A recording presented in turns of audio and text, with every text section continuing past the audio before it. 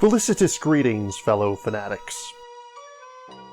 Welcome back, one and all. I'm the Fanatic, and today we're going to be taking a look at Zoo Tiles Fruits Basket, a constructible tile-laying game by Zoo Studios and Japanime games. You may recall that a couple of years ago, I took a look at the original Zoo Tiles Hime starter set. There's actually a fun story here about Vicarious nostalgia. Stick around after the review if you want to hear that in full. For now, please keep in mind that this is a prototype. As such, nothing herein is finalized, and anything seen is subject to change.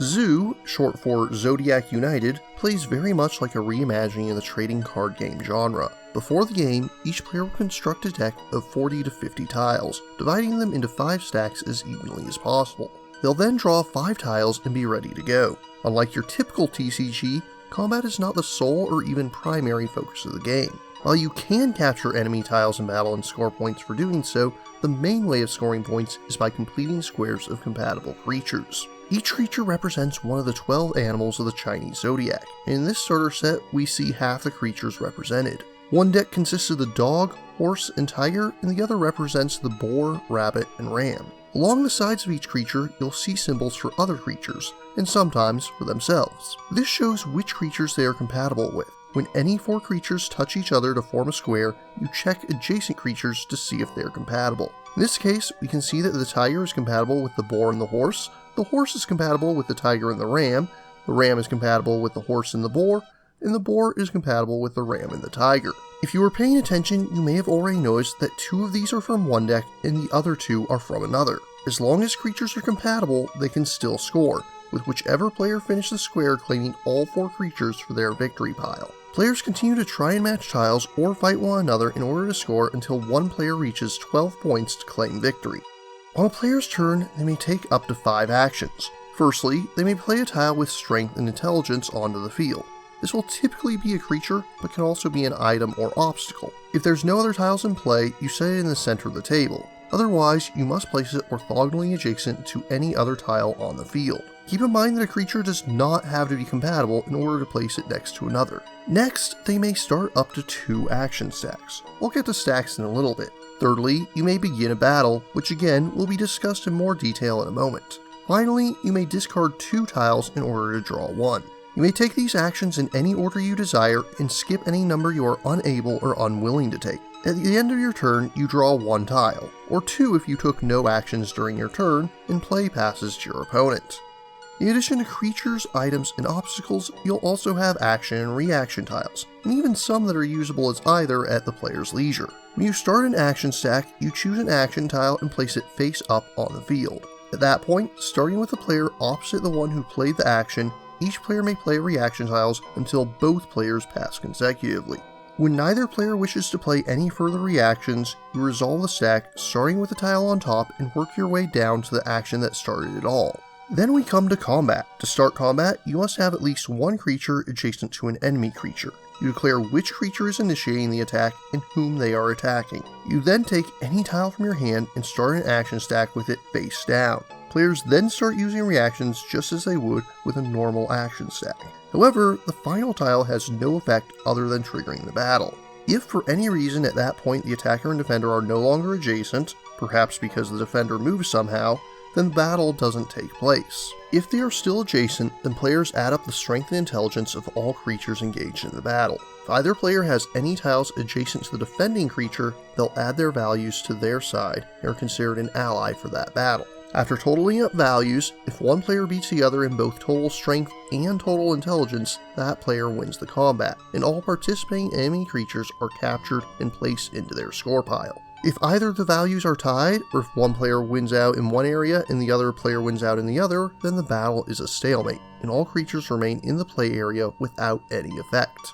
Of course, the real meat of any game like this comes not from the rules themselves, but rather from the abilities on the tiles and how they interact with one another. And Zoo Tiles is no exception. You'll have the tiles that can aid in combat either by letting you move your creatures or changing strengths and weaknesses. You'll have tiles which can surprise an unwary opponent, and you'll have ways to level an uneven playing field and bring things back into your favor. And of course, it's important to note that the Fruits Basket tiles are fully compatible with the original Zoo Tiles Hime, whether it be to play them against one another or even to mix them together to make new decks. In conclusion, Zoo Tiles Fruits Basket is a very unique take on the TCG genre. Or would that be TTG?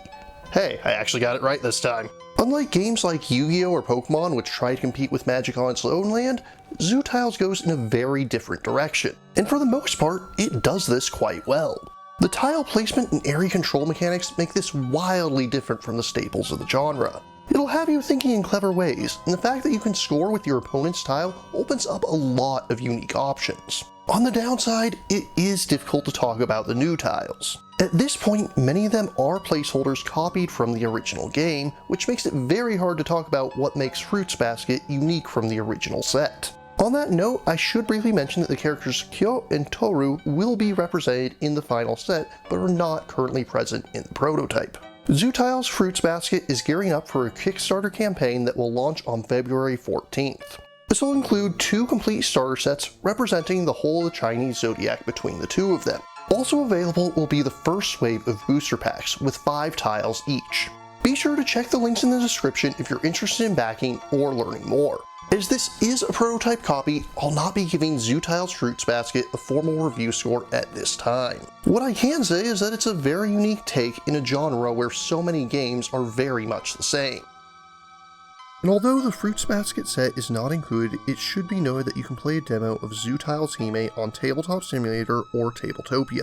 Although the tiles differ from the Fruits Basket set, the general concept of the game is the same and should give you a feel for how it plays. Check the links in the description if you want to try it for yourself. Before we wrap up, I want to explain what I meant by Vicarious nostalgia earlier.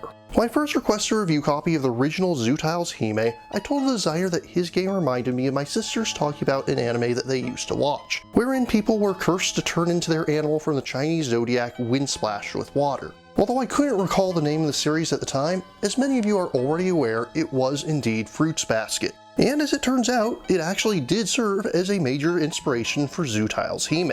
Of course, this meant that when they announced an official Fruits Basket set, I simply had to do a preview of it.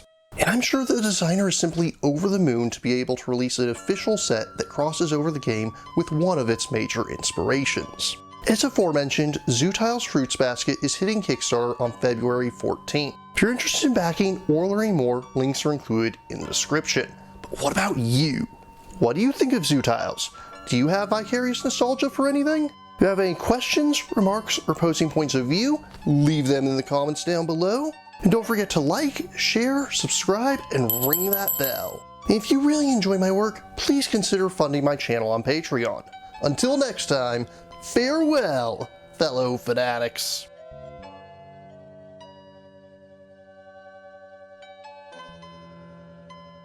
Thank you again for watching. I have plenty more to share with you if you're interested. You can click up here above my head to subscribe to my channel.